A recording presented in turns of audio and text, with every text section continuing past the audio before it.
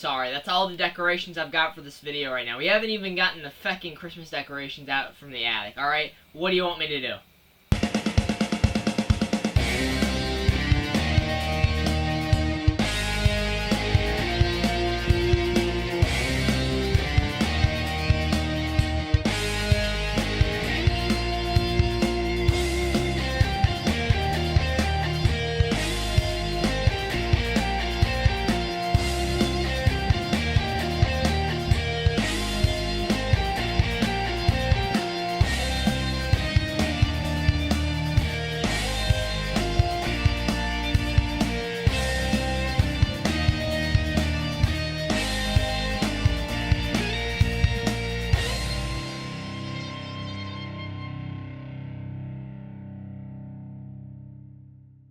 Alright, happy holidays, everybody. Well, we're admittedly pretty early, but you know what? Feck it. We got Thanksgiving next week, and then after that, it's pretty much Christmas. Pretty much every day. At least for me, anyway. I like the holiday season. And, of course, we have to start things off with a holiday movie. Alright, so yeah, I was going to do Megamind vs. the Doom Syndicate for this episode, but I noticed that a certain Christmas movie is having its 20th anniversary this year. Christmas with the Kranks.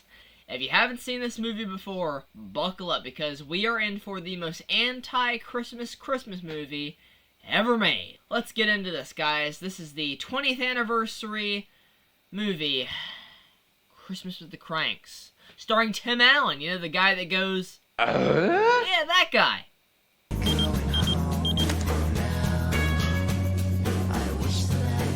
We should get moving. Got a big day.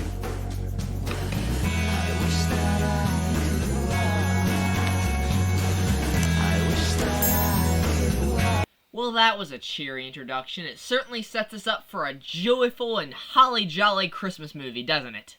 So Luther and Nora Krank, played by Tim Allen and Jamie Lee Curtis, say goodbye to their daughter Blair as she heads off to Peru and sorrowfully stop at the grocery store. They didn't bring the umbrella. Ah, well, that's a shame. Oh, I need that stuff from Chips. He didn't bring the umbrella, though. I didn't bring the umbrella. Well, I still need it. You need white chocolate and pistachios that bad? I really think you need an umbrella! No! You know why I don't want one of your stupid umbrellas? Because I got one! Oh, for God's sakes, congratulations, lady. Your husband's gonna be sick as a dog for Christmas. After Luther calculates all the money he spends on Christmas, he decides to break the news to Nora that they're going to skip Christmas and go on a cruise instead. Oh yeah, and as Luther's getting excited to tell the news to her, Nora thinks that he's talking about fucking right on the dining room table and starts getting ready. I'm not going to make you watch that scene because you are good people. So after some convincing, Luther and Nora schedule the cruise, and then Luther types out letters to his colleagues at work saying he'll be skipping Christmas. 'Cause, you know, that's normal behavior. That's like telling your church you're not celebrating Easter. I'm not celebrating Easter this year. God bless. I'm not celebrating Easter this year. God bless. So the Kranks skipping Christmas is now the talk of the town, as Nora is downright harassed by the townsfolk. Then why don't you have the party anyway? Because we don't want to, Mary.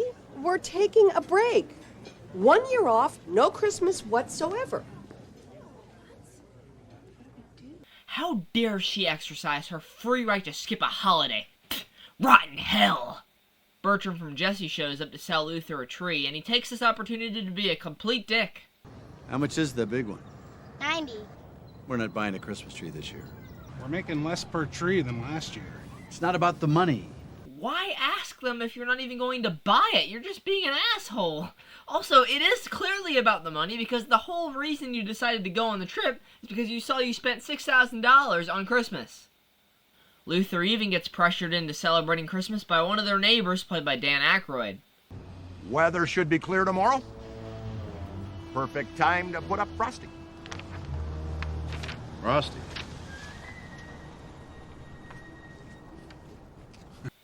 Oh, and thus begins this town's obsession with the Kranks putting up Frosty the Snowman. Luther! We'll come back later.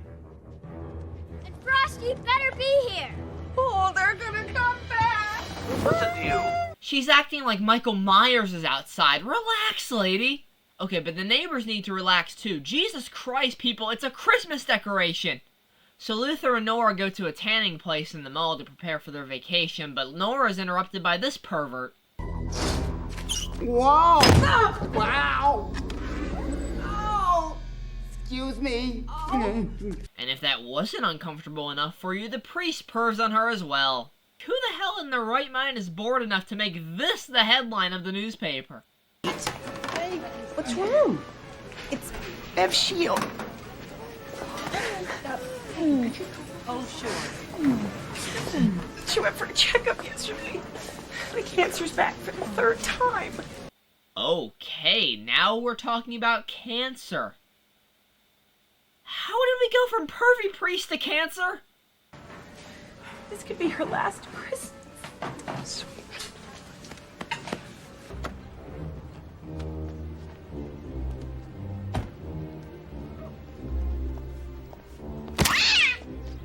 And we're right back to our regularly scheduled shitty Christmas movie that stomps on your feelings. Yeah, that's the next scene after that. We went from cancer to stepping on a cat. This movie is about as jolly as a kick to the balls. I finally found out why this film is so idiotic, by the way. Cheech Marin is in this, and he definitely shared some of his stash. Are those folks home? Yes, they are. Are they Jewish? No. Buddhist or anything? No, none of that. They're just trying to avoid Christmas this year. Yeah, they're not celebrating Christmas, just like those Jews and Buddhists you mentioned. Pfft, my god, what a bunch of assholes. Everyone in this movie is terrible. So Dan Aykroyd and the other neighbors stand outside the house relentlessly singing carols, and I'm not shitting you, there's an actual jump scare. Frosty, so red. And then a minute later, we get this.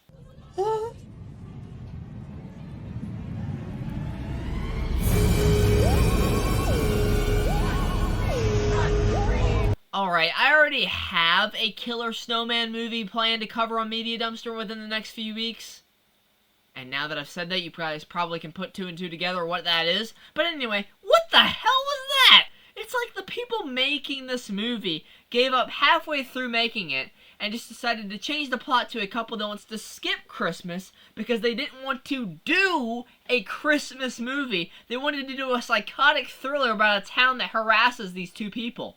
Speaking of changing the plot, Blair calls and says that she's not only coming home for Christmas, but she's also engaged. Wow, a short time away from those parents and she ripped off that Band-Aid right away. What's Enrique?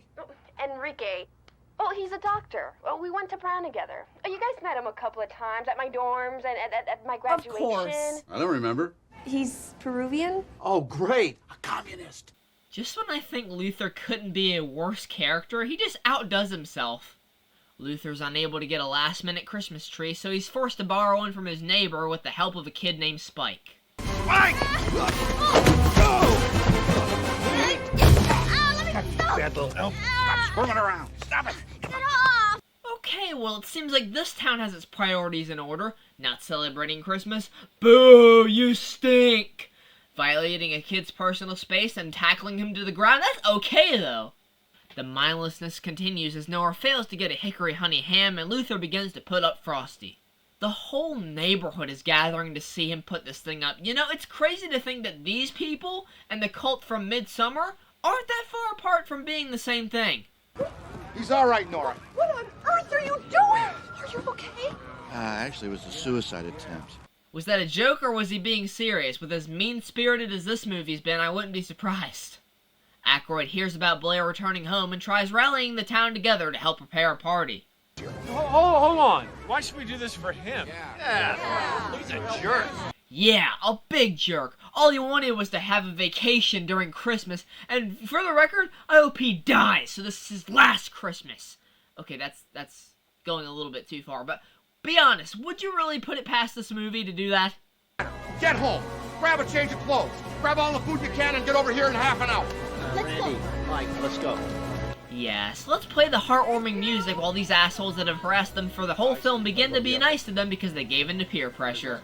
Christmas. The holiday where you buy presents, put up decorations, and obsessive or material things, or you're a selfish piece of shit. So Luther has the cops pick up Blair and her fiancé, but they stage a break-in to buy time for the party to get ready, but an actual break-in happens instead.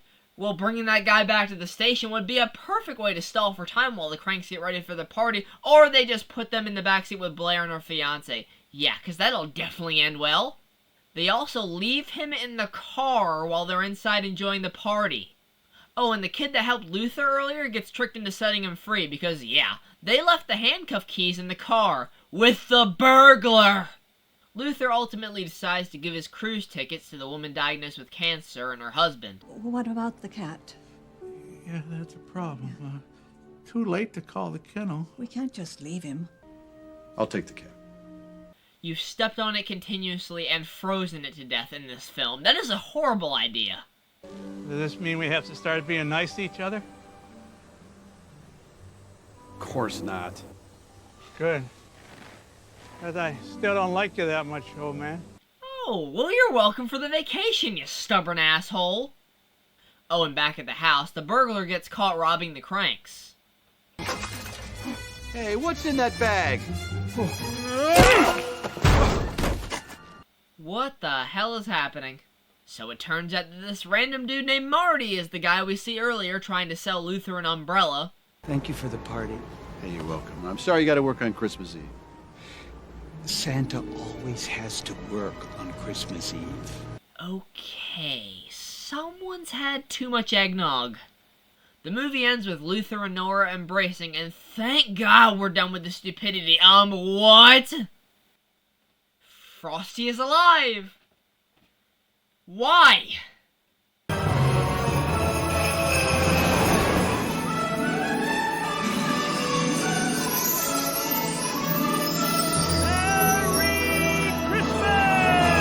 And Marty is actually Santa! Why? So let me get this straight. Santa dresses up as himself because he looks nothing like himself, and he sells umbrellas, and he rides a Volkswagen that's pulled by reindeer.